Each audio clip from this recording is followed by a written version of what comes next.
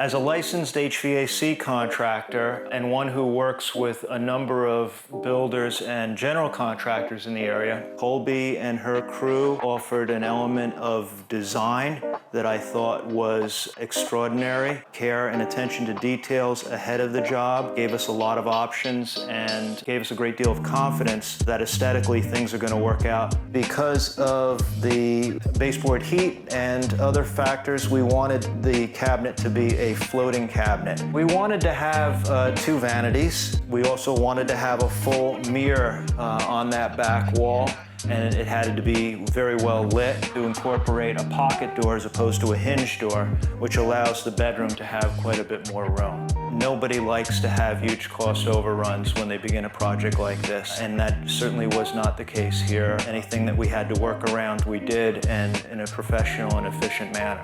Aurora's crew left here a few months ago, and I have to say, without reservation, it's a joy to come in here and retire for the end of the evening.